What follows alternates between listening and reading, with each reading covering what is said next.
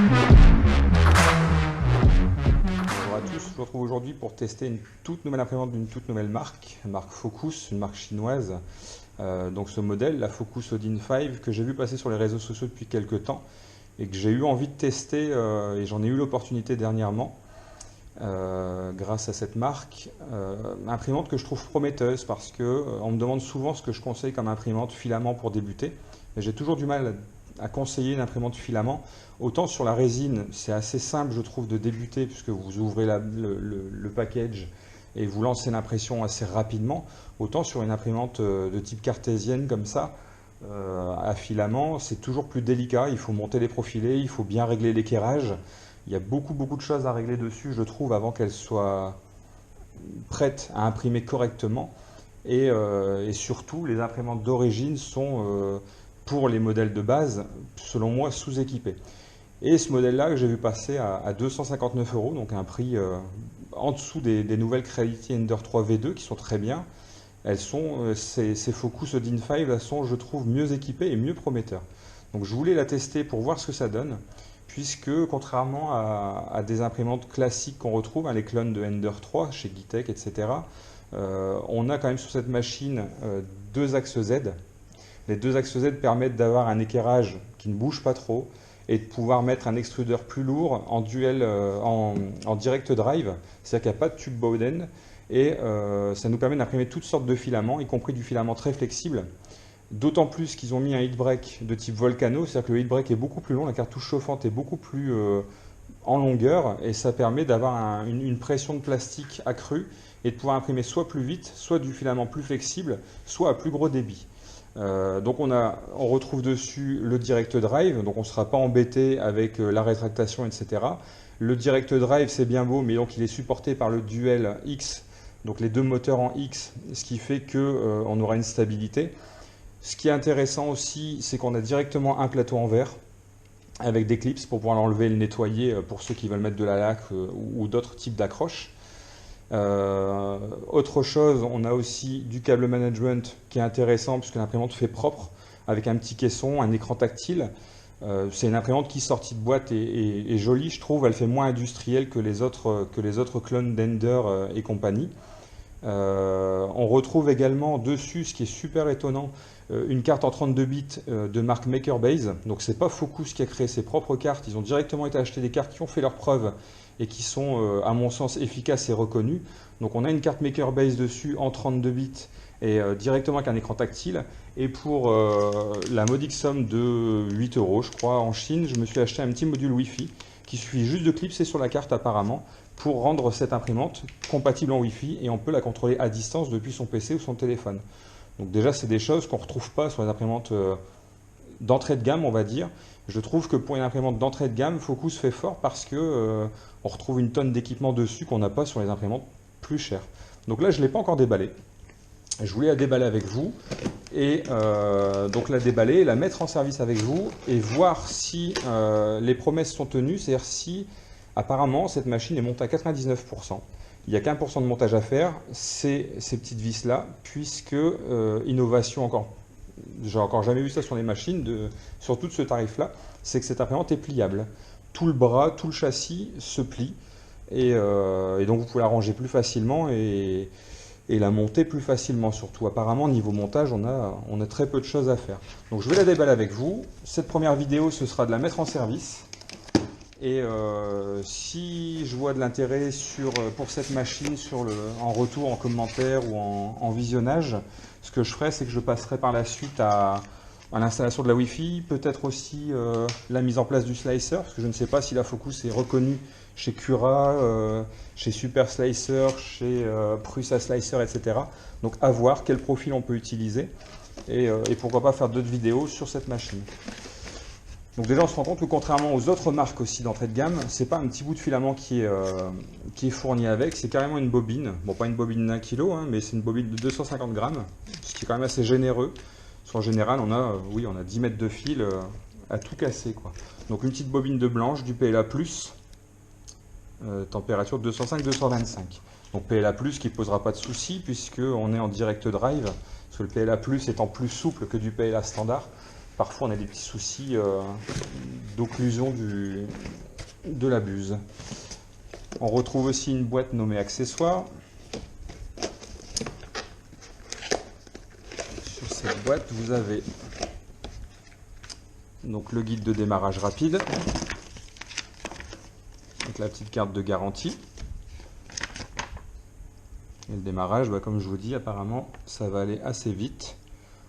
On la déplie, on installe le support de bobine, on branche les câbles, et c'est à peu près tout, on dirait. Et après, forcément, on règle le plateau, ce qui est la clé d'une bonne impression réussie. Donc, une petite notice qui explique aussi comment débuter. Alors, ouais, c'est à peu près la même chose que le guide de démarrage rapide. On retrouve le même genre de choses. Avec l'assemblage de l'impression, avec l'assemblage du support de bobine, et avec le paramétrage de la carte, le langage, etc. On est sur une carte tactile aussi, Et donc sur une carte 32 bits, comme je disais, 32 bits, on est bien puisqu'on peut installer des fonctions supplémentaires sur le logiciel Marlin. Parce que les cartes 8 bits sont vite saturées, on est obligé d'enlever des fonctions comme l'auto power off ou la reprise d'impression après une coupure de courant, que là cette carte 32 bits permettra non seulement de calculer plus rapidement lors de l'impression, c'est-à-dire que parfois quand on a des prints très longs, on peut retrouver quelques lags sur une carte 8 bits puisqu'elle a du mal à calculer toutes les lignes du G-code. Sur une carte 32 bits, ça ne posera pas de souci. Et on peut installer, comme je vous dis, plein de fonctions dans Marlin.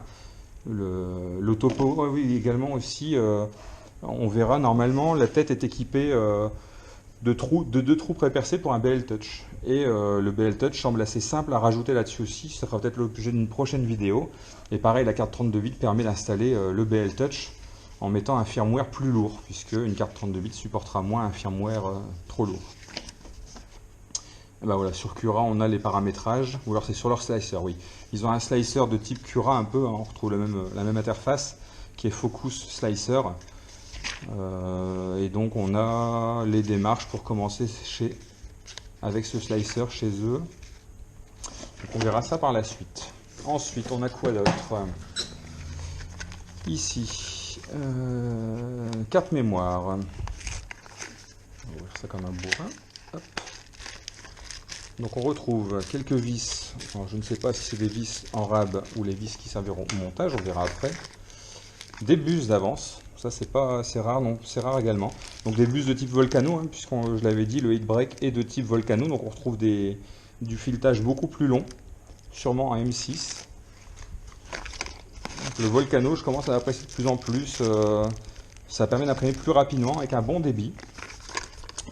À voir sur celle-là si on peut imprimer lentement aussi, puisque parfois avec une cartouche de type Volcano, en imprimant lentement, on dégrade un petit peu le PLA. Certains PLA n'aiment pas rester trop longtemps chauffés.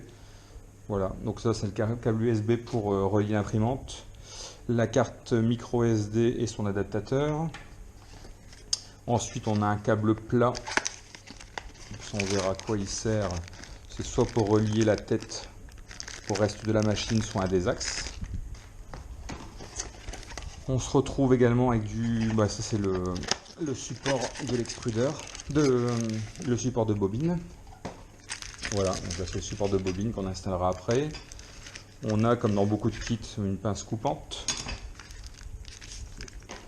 On a une aiguille pour déboucher les buses.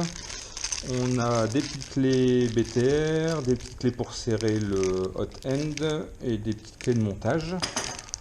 On a aussi une spatule pour décoller l'impression. Et ça va avec le support de bobine. Ensuite, on se retrouve avec le cordon d'alimentation standard. Voilà pour la petite boîte accessoire. Ensuite, on va passer aux choses sérieuses. L'imprimante en elle-même.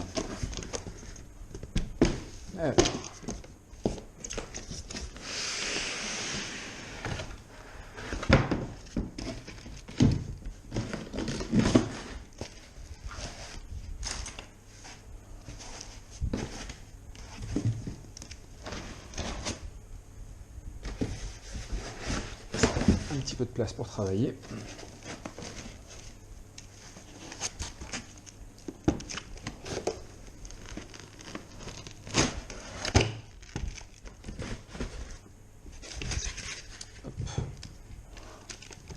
tout est bien protégé.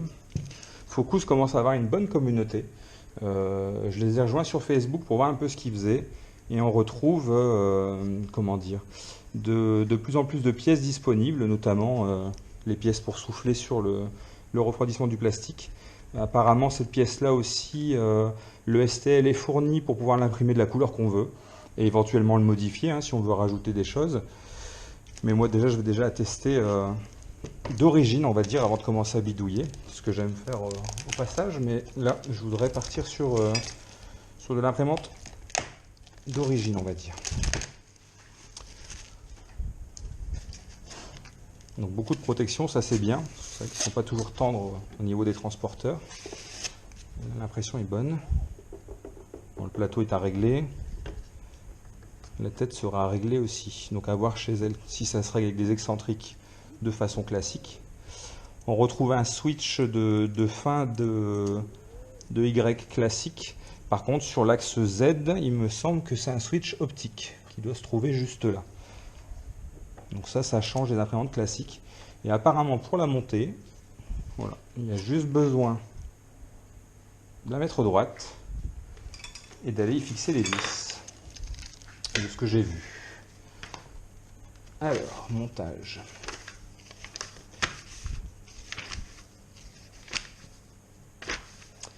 Montage, voilà, la mettre à 90 degrés et y insérer les deux vis. Donc on n'a pas de notice apparemment en français.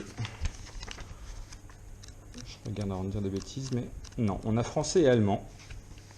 Anglais et allemand, pardon. Donc peut-être sur leur site. Après, peut-être que la communauté fera des traductions aussi pour ceux qui ne sont pas anglophones. Donc ça, c'est pas un souci. Donc il nous dit 4 vis 4 par M5. Donc les M5 sont là, mais c'est des M5 par 8. 4 par 8. Donc 4 M5 x 5. Donc 4 M5 8 x 5. Donc c'est celle-là à utiliser pour aller y installer.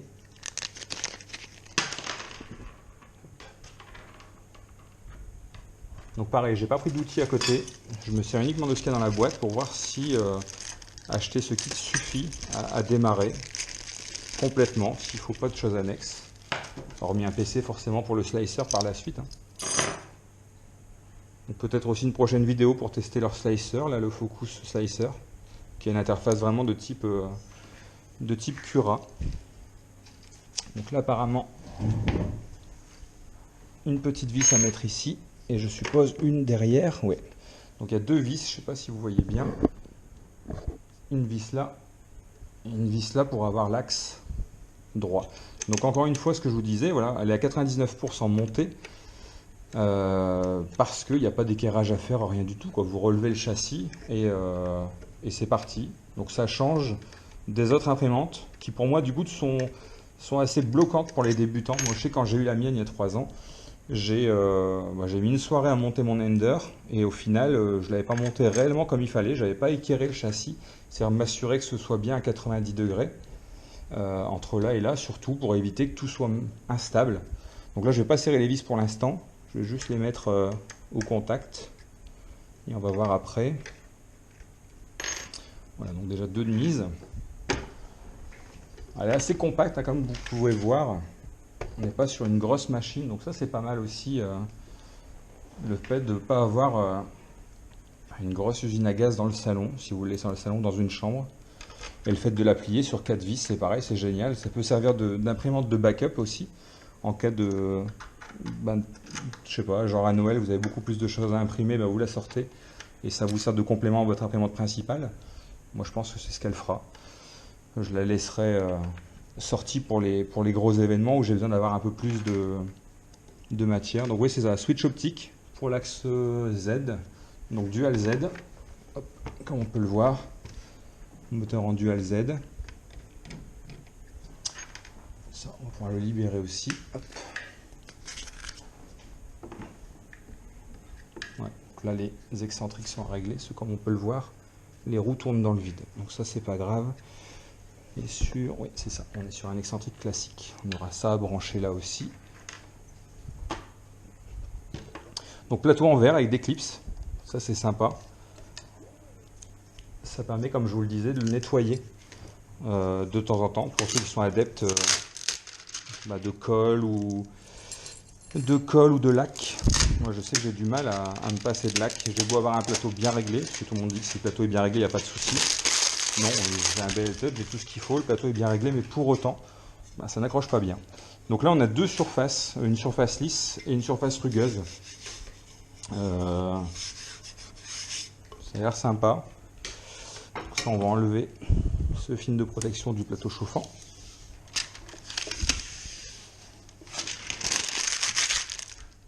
Voilà, pour y mettre. On va pas s'embêter, on va se mettre directement sur la surface rugueuse. Et on verra après pour régler le niveau du lit. C'est ce qui fera que l'imprimante adhérera bien dès le départ. Ok. Bon, ça dans un premier temps, on va voir pour le régler. Hop, au plus droit.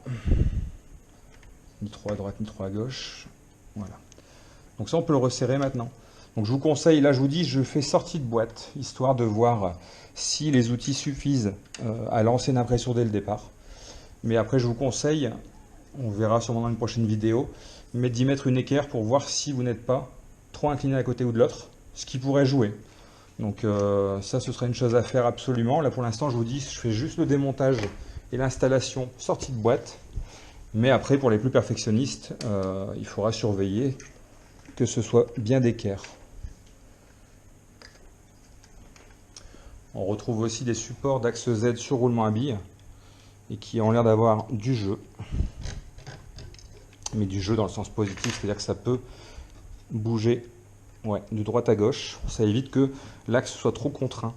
Moi j'aime bien mettre des supports d'axe Z en haut comme ça. Certains diront qu'il faut le laisser libre comme sur les Ender. Mais je trouve que ça évite d'avoir trop de vibrations. Mais par contre je veux pas que ce soit trop contraint. Donc là on le voit. Ça peut bouger, donc ça le tient légèrement en haut sur un axe, sur un roulement à billes, et ça évite par contre, ça évite que ce soit trop contraint, donc ça le tient légèrement, ce qui est parfait. C'est moi ce que je mets sur les miennes de machine. Donc ici au niveau des roues, les roues semblent correctes. Celles-là sont correctes. Il n'y a que ces roues-là qui sont un peu desserrées, donc je vais resserrer l'excentrique. On le sent, je ne sais pas si vous voyez, mais voilà. Là, on voit que l'excentrique est clairement à resserrer. Les roues sont un peu dans le vide. Donc, vous avez un excentrique ici en dessous. Comme sur beaucoup d'imprimantes, c'est classique ça. C'est classique. Et à resserrer. Alors, pas trop. Le but, c'est que ça ne bouge plus. Mais que ce ne soit pas non plus... voilà. Voilà. C'est assez libre de mouvement. Mais ça ne bouge plus. Et on le voit au niveau des roues. Si on tourne la roue, c'est toute la tête qui bouge. En bougeant une roue. Si c'était trop serré, ce serait dur à bouger. Si c'était trop desserré, la roue tournerait dans le vide. Et là, sur les côtés, comme je vous disais, les roues sont bien en contact. Ni trop peu, peut-être un peu trop. Non. Non, ça me semble bien. Donc voilà, pour moi, on va mettre cette pièce-là. Donc à voir si... Voilà.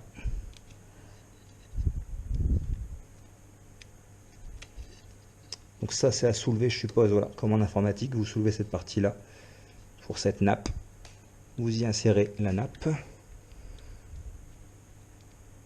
Et on reclipse. Donc simplement, ici ça va être la même chose. Donc juste à enfoncer ici sur celle-là. Il n'y a pas de clips apparemment. Voilà, à enfoncer. Sur cette partie ici, c'est déjà enfoncé. Voilà, donc il semblerait qu'elle soit montée. Ce qui est très très rapide. C'est vrai que j'avoue, on est qu'au tout début de la vidéo là. Alors le plateau, pareil, le plateau, vous avez des excentriques en dessous. Donc je vais regarder les roues, ce que ça donne. Bon, le plateau coulisse sans effort. Il n'y a pas de jeu. Pour moi, le plateau est réglé. Après, non, le plateau est réglé. Les roues... Voilà, pareil, là on ne voit pas, mais en dessous, si je mets mon doigt sur une roue, je fais aller la roue, ça fait aller le plateau, la deuxième aussi, troisième aussi, quatrième aussi. Donc il n'y a rien qui bloque. La courroie semble bien tendue. Pareil, voilà, je parlais des équipements tout à l'heure de la Focus. Vous avez quand même un tendeur de courroie d'origine sur l'axe Y. Et sur l'axe X, pareil, un tendeur de courroie aussi. Donc tout simple, hein, il n'y a pas de molette, il n'y a rien du tout. Enfin ça peut se remplacer à la limite par la suite. Mais vous avez, juste avec une BTR, de quoi tendre les courroies. Donc les courroies, on dit que c'est comme une corde de guitare, grosso modo. Il faut que ça soit un peu tendu, mais pas non plus pas à casser, quoi. De toute façon, vous le verrez vite, si les courroies sont détendues, vous allez avoir du décalage d'axe. Et les couches vont se décaler en quinconce. Donc là, sur les côtés, donc ça, c'est à rajouter après. Je sais pas pourquoi ça n'a pas été mis, mais voilà, les petits caches sur les côtés de propreté. Et on va pouvoir procéder à l'allumage. À l'allumage déjà. Donc ça me fait bizarre parce que souvent les machines à déballer, il faut un petit peu de temps, on va dire. Pas 3 jours non plus, mais il faut bien 2 bonnes heures pour dire de la mettre en service et de s'assurer que tout soit monté. Et là, j'ai l'impression que c'est très très rapide, quoi. Et ça me conforte dans l'idée que c'est une imprimante qui pour moi est... Ah oui, donc chose à vérifier aussi sur toutes les imprimantes, si on peut le voir ici quelque part. Je pense qu'on doit pouvoir le voir. Est-ce qu'on peut le voir quelque part ou pas? Sinon, ouais, c'est ici. Alors, par contre, comment s'assurer que ce soit bien? C'est de s'assurer que l'alimentation soit bien en 220 volts ou 230 et pas 115. Donc là, vous avez ici un petit cache sur le côté. Donc peut-être que la notice est indiquée avec un bouton et il faut le basculer d'un côté ou de l'autre. Normalement, quand c'est vendu directement en 220 volts. Mais j'ai déjà eu le tour sur des machines où l'alimentation, la carte a cramé parce qu'elle était en 115 volts. Donc l'alimentation n'a pas aimé. A pas aimé du tout. Non, c'est pas précisé de quel côté. Mais bon, on va faire confiance à la marque. On va la démarrer comme ça. Je vois pas de repère 115 ou... Je vois pas de repère dessus. Si. 220 volts à gauche et 115 volts à droite. Donc on ne le voit pas bien. 110 volts à droite. Donc on ne le voit pas bien, mais l'interrupteur doit être sur la gauche.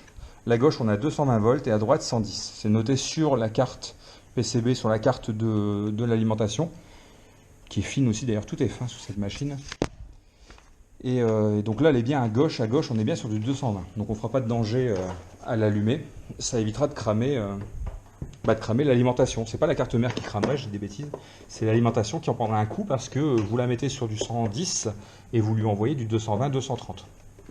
Donc forcément, elle ne va pas apprécier. Donc, on va pouvoir la brancher et passer à l'alimentation de la machine et voir pour régler le plateau. Et une fois le plateau réglé, on va commencer l'impression. On va monter vite fait ça aussi. Donc ça, il semblerait que ce soit, et c'est vachement bien, je vous disais tout à l'heure, la nappe électronique, hein, comme sur les ordinateurs portables ou même certains ordinateurs sur les cartes graphiques.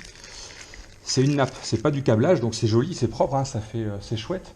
Mais je me posais la question de savoir, en cas de problème sur une piste ou quoi que ce soit, si on pouvait trouver facilement les pièces détachées. Parce que c'est bien beau. La marque est très très réactive sur Facebook. Je suis en contact notamment avec Dora Ding, qui est super sur sa marque. Elle connaît le produit par cœur. Et donc ils sont très réactifs. Mais je me posais des questions sur les pièces détachées. Tout est assez standard sur une imprimante 3D. Sauf que là, ces rubans-là, c'est pour moi encore du jamais vu. Surtout je vous dis, sur une imprimante d'entrée de gamme. Et chose super, c'est qu'ils ont mis des pièces d'avance, quoi. Donc on est assuré d'avoir au moins un jeu d'avance. Donc ça se met, hop, simplement. Voilà, 2 quinconces. Ici, il doit y avoir 2 petites vis et 2 écrous en T. Voilà. On va les mettre sur le dessus. Donc je vous dis, si la vidéo, voilà, si j'ai de l'intérêt pour si les gens ont de l'intérêt pour cette vidéo, je passerai peut-être par la suite à améliorer cette machine sur des choses que je verrai au fur et à mesure qui ne me conviendront pas forcément, mais je suis un bricoleur dans l'âme et j'aime bricoler mes machines. On l'a vu tout au long de mes projets sur Facebook. Et c'est vrai que j'aime passer en ventilateur Noctua, j'aime passer en Noctua ou Sunon, hein, du silencieux et efficace. Donc là, je veux voir d'origine ce qu'elle donne, parce qu'apparemment, de ce que j'ai vu, certains makers là font des impressions de lithophanie, etc. Je vais dire quasiment nickel, sur une machine à 259 € montée en 5 minutes. Et ce qui est quand même bluffant. On va le mettre sur l'avant. Hop, on va pas s'embêter, on va le mettre juste là pour l'instant. Le but étant de lancer après l'impression. Je pense que sur la carte SD, ils ont des modèles prédécoupés. Des petits chats chinois ou peut-être leur robot Focus là, puisqu'ils ont un robot mascotte qui traîne un petit peu partout dans le monde et qui demande qu'on imprime un peu partout pour promouvoir la marque. Donc cette marque, comme je vous disais, marque toute jeune là, elle est vraiment pas vieille du tout. Ils ont pour l'instant une imprimante et deux filaments, un rouge et un blanc je crois, ou un noir et un blanc. Ils ont voilà, du PLA+, mais ils ont que deux couleurs. Ils n'ont pas grand chose pour l'instant, mais je trouve que pour une fois, c'est une société qui a vraiment une équipe d'ingénieurs, de designers. Et ils ont conçu des pièces, ils n'ont pas juste assemblé, parce que n'importe qui avec de la connaissance peut commander les pièces, hein. Vous commandez du profilé, vous commandez des moteurs, un plateau chauffant, une carte, et n'importe qui assemble et crée une imprimante 3D en fait, avec un peu de connaissance, c'est vraiment pas compliqué. Donc on a des sociétés qui sont pour moi plus des assembleurs. On a des assembleurs, voilà, j'assemble une imprimante 3D selon les plans que je trouve sur internet, mais c'est pas des créateurs. Tandis que là on a vraiment une imprimante qui a été conçue, qui a été réfléchie, qui est pliable, qui change. Là c'est pareil, les axes, vous le voyez sur la mienne, enfin là on le voit pas avec le linéaire, mais tous les profilés sont creusés. Et là sur cette marque là on a un cache, enfin tout est propre, quoi. On voit que c'est une imprimante, c'est propre. Moi j'aime bien l'esthétique là-dessus, je la trouve jolie. Donc ça on va le déballer aussi.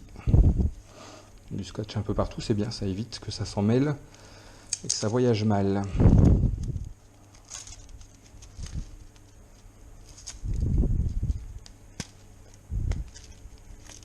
Hop. Donc on voit qu'on a quelques vis d'avance, hein, comme parmi toutes les marques, on va pas non plus voilà, on va pas se leurrer, beaucoup de marques font ça maintenant, on a quand même 2-3 vis principales, il y en a deux, mais en même temps il n'y a pas de vis non plus.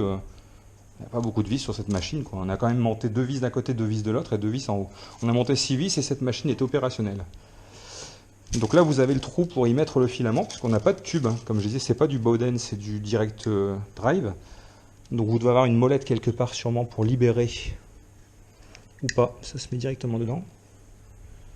Donc à voir, hein. Comme je vous dis, je suis en direct là-dessus. Qu'est-ce qu'ils disent? Donc donc appuyez jusqu'à ce que ce soit d'accord. Donc pas de molette sur celle-là, vous appuyez simplement pour que ça rentre jusqu'au bout. Bon, on verra l'allumage, ça me semble pas rentrer très loin. Mais pourquoi pas, je connais pas encore le système d'engrenage, j'ai pas encore tout démonté. Ça viendra. La buse semble bien. On est pas mal. On est pas mal. Bon, on va l'allumer, on va voir. Bon, donc la nappe est bien mise puisque là le ventilateur souffle. L'écran s'est allumé. On va voir pour bouger un peu les axes. Pour chauffer. Donc moi je laisse en anglais, j'aime pas le fait de la mettre en français. Donc pareil, comme je vous disais, je découvre en même temps que vous. Donc settings peut-être non, Wi-Fi, ouais Wi-Fi. Donc Wi-Fi je l'installerai une prochaine fois. Ventilateur est à 0 pour celui de devant, c'est normal, puisque pour l'instant on souffle pas sur le refroidissement du plastique. Par contre, si on la monte à 255, je suppose, voilà, et elle commence à tourner. Voilà, ça y est, donc là il est parti à 50%. Donc ça on peut l'arrêter, 100%. Voilà, 100% à 255, ça c'est les paramètres de Marlin, c'est pas de 0 à 100%, c'est de 0 à 255. C'est comme ça. Donc bon, les gens disent qu'elle est bruyante, moi je trouve pas forcément. C'est pas plus bruyant qu'une Ender. Ah oui, surtout aussi sur cette carte 32 bits, là, sachant que c'est une carte MakerBase, on est sur une carte After End, c'est pas une carte d'origine normalement, c'est une carte que vous achetez pour upgrader votre matériel. Elle est équipée de TMC 2208 ou 2209, c'est-à-dire les TMC c'est ce qui gère vos moteurs et c'est ce qui fait que c'est silencieux ou pas. Sur les premières générations d'Ender, on n'était pas sur du 2208 ou 2209 et les steppers étaient très bruyants et c'est vraiment ce qui donnait un bruit de fou lors de l'impression. Et là on est en stepper silencieux. Donc stepper silencieux c'est appréciable. On a juste le ventilateur. Ouais, de ventilation qui souffle pas mal, mais ça j'ai vu quelques mods à faire pour peut-être le rendre silencieux. Et puis le reste, non, je trouve pas que sur l'extrudeur tout soit bruyant. Bon, on va voir au niveau de l'impression. Alors, machine settings, non, on va sortir de là. Tools, preheat. Preheat, voilà, donc on va le monter. Donc extrusion 1 ou hotbed, voilà. Donc ça c'est assez intuitif aussi. Bon, l'extrusion, le hotbed, on va le monter à 60 degrés.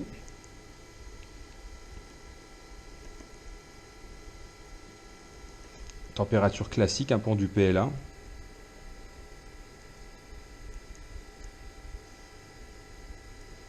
Donc là vous avez les unités, on peut le monter de 1, de 5 ou de 10. Monter de 1, vous voyez on est à 60. Là il est en train de chauffer, il est à 25 degrés, 27 degrés. Donc le plateau souvent est plus loin à chauffer que la tête, même si la tête chauffe à 200. Je ne sais pas quel watt possède la cartouche là-dessus, si c'est du 30 ou 40. On va voir de toute façon, donc 10, on va le monter à 200.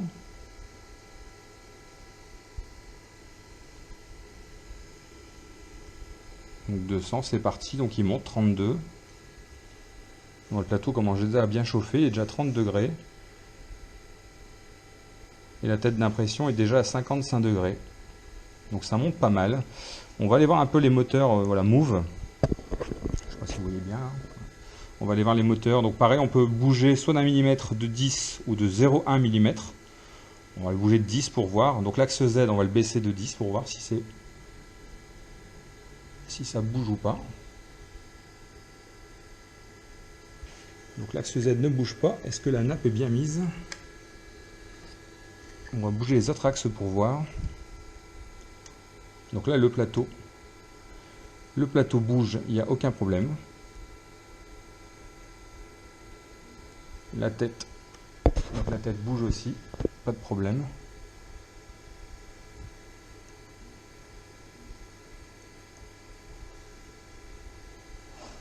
Est-ce qu'on peut faire un auto-home? Voilà. On va lancer un home dessus pour voir. Et je pense que d'origine, il n'est peut-être pas branché. Donc je vais l'éteindre. Je me demande si ici, c'est bien enfoncé ou pas. Ça a l'air pourtant.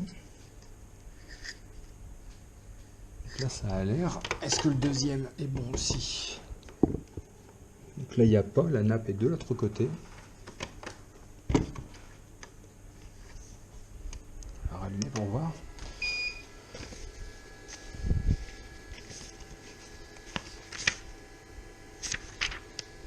Aurais-je loupé une étape?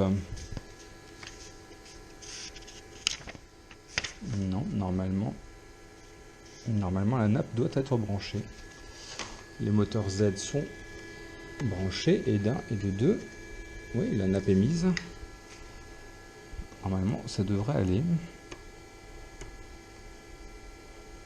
Alors, oui, voilà, je sais pas. Peut-être un petit faux contact lors du montage. Il faudra vérifier ici, faites attention. Là, je l'ai juste repoussé un peu, mais normalement, d'origine, c'est déjà monté. Donc là, l'axe Z va descendre. Et après, on fera un home sur les autres axes, le Y et le X. Et je vous dis, petit switch optique là, assez sympa. Ça change du switch mécanique.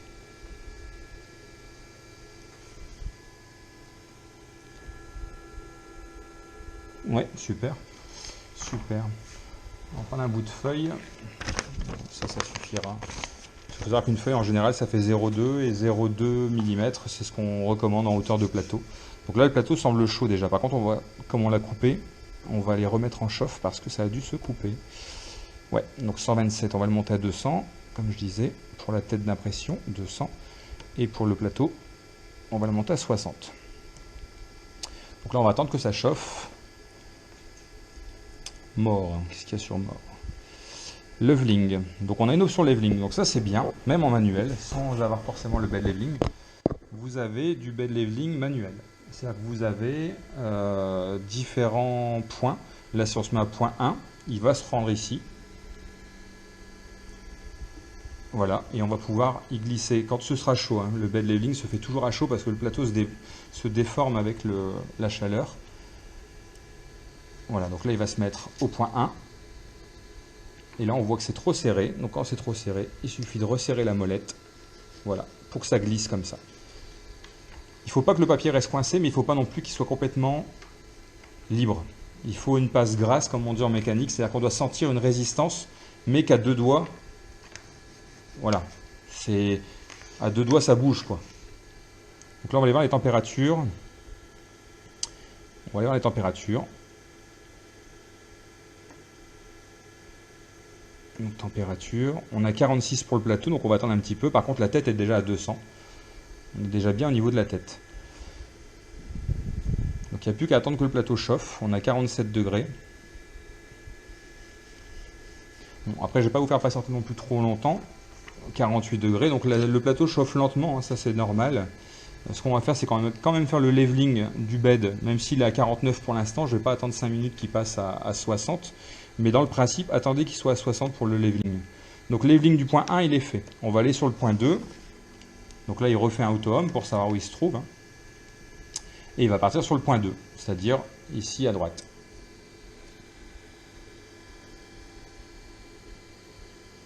Donc point numéro 2, voilà. Et là, on sent que c'est pareil trop serré. Donc on resserre la molette en dessous et on arrive. C'est encore trop serré. Hop, un petit coup. Là, voilà. Ce que j'ai dit tout à l'heure, là, c'est trop lâche. Donc il faut resserrer un coup. Voilà. Et là, on est bien. Pareil, sur le plateau, vous voyez qu'il y a déjà des ressorts jaunes dessus. Les ressorts jaunes, je le lève un petit peu. Voilà. C'est des ressorts qui sont déjà plus durs que les tout petits gris qui étaient vendus avant avec les Ender ou les Gitek. Là, on a du ressort qui est déjà plus large. On est sur un bon 8 mm de largeur, sur un ressort plus dur. Et un ressort plus dur fait que le plateau va se dérégler moins facilement que sur un ressort tout mou. On le voit là, si on appuie, ça bouge pas. Donc ça, c'est un bon point pour eux aussi. Je trouve vraiment, c'est vraiment pour ça que je voulais tester cette machine-là. C'est que je trouve qu'ils ont mis du matériel, ils ont déjà upgradé une machine de base en fait. Bon, pareil, là, c'est trop serré. Donc on resserre les molettes en dessous. Voilà, on arrive sur une passe grasse. On va aller faire le point 4. Je vous conseille de faire 2-3 fois le tour, parce que quand vous réglez un point, ça dérègle les autres points. Donc jamais se contenter d'un seul point. Donc là c'est trop serré aussi.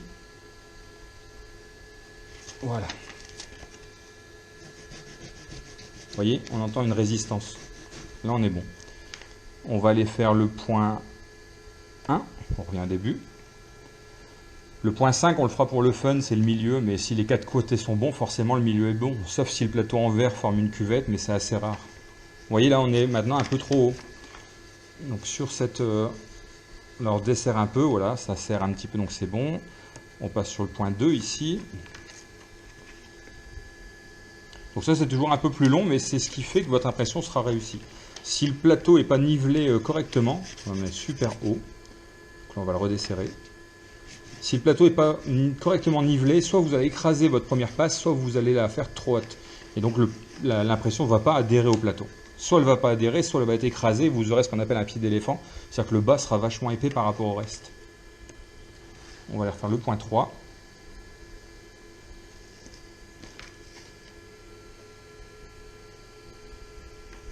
Donc trop serré aussi.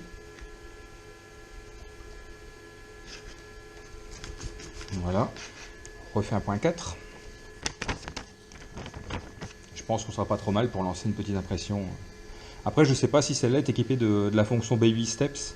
Baby Steps, c'est une fonction de Marlin ou même des autres logiciels qui font fonctionner l'imprimante, hein, mais ça permet de relever un petit peu l'axe Z pendant l'impression. Donc c'est-à-dire que si on se rend compte qu'on est un petit peu trop bas, on peut, avec le Baby Steps, remonter l'axe Z de 0,01 mm, 0,2, 0,2, 0,3 pour pouvoir rattraper une couche correcte. Donc là, on est pas mal du tout. J'ai l'impression qu'on est bien.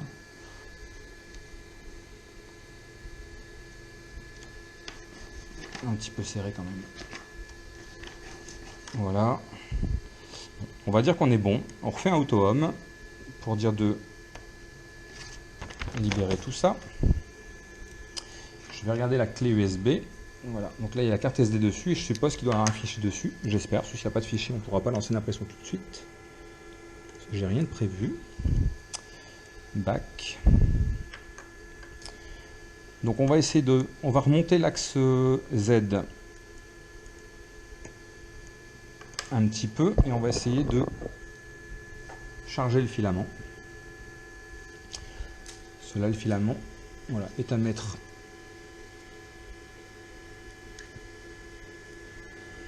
Peut-être le taille en biseau. Hop. Ouais, il est juste à enfoncer, voilà, c'est ça, au contact. Il n'y a pas grand chose, vous l'enfoncez de 2 cm. Donc c'est assez perturbant, mais c'est normal puisqu'il n'y a pas de tube, pas de bowden, rien du tout. Donc on va maintenant faire sur filament peut-être. Load le filament. Ok, donc il nous demande si la température est bien à bonne température avant de lancer le chargement du filament. Donc je lui ai confirmé que oui. Voilà, donc là il est en train de charger le filament. Avec une petite barre de progression.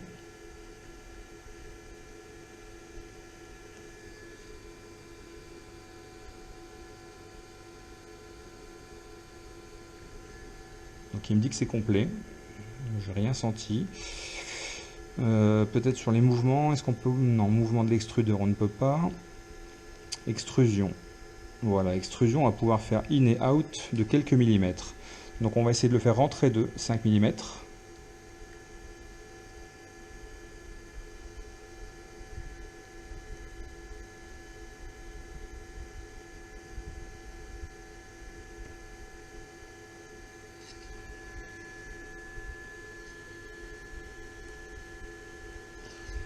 Encore compris le système pour l'instant pour aller mettre le filament.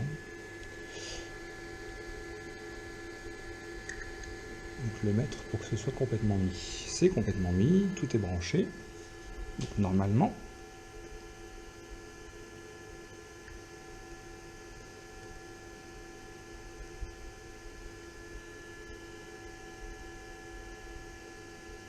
Ah ça y est. Ça y est, il fallait juste enfoncer un tout petit peu plus. Et là c'est parti.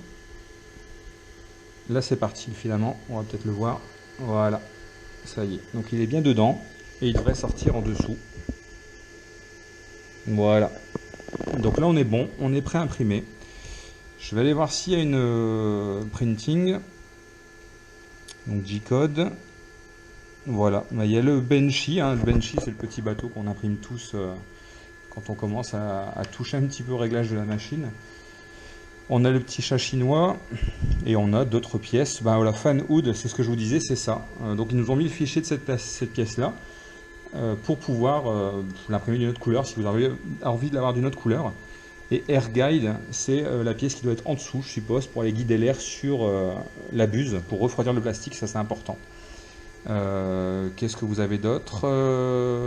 Une chouette mâle, un couple de chouettes, un petit vase. Donc il y a pas mal de choses. D'ailleurs ici vous le voyez sur, c'est ce que je vous disais, essayez de le voir là, vous avez deux petits trous, ce sera juste deux petits perçages à faire le jour où vous voulez mettre un BL Touch, le BL Touch ira juste là, avec son support, et donc c'est déjà pré-percé. Donc elle est déjà conçue pour un BL Touch et conçue pour la Wi-Fi, et la Wi-Fi j'ai hâte de l'installer, voir ce que ça donne. Donc là on va tenter quoi? On va tenter le Benchy, tiens le bateau. Le bateau c'est un très bon test, c'est un très bon test. Option, est-ce qu'il y a... Voilà. On va voir ce que ça donne. Le bateau c'est un très bon test parce qu'il y a du bridge dessus, hein, c'est-à-dire des endroits où il va imprimer un peu dans le vide, donc on va voir si le refroidissement est suffisant. On a des longues lignes, on a de tout sur un Benchy, ça permet de tester pas mal de choses. Donc là il est en train de monter à 210 degrés puisque le G-code de ce bateau a été demandé pour imprimer à 210 degrés. Donc là il est à 208, 209, voilà, ça y est, du coup il va se faire son petit auto-home.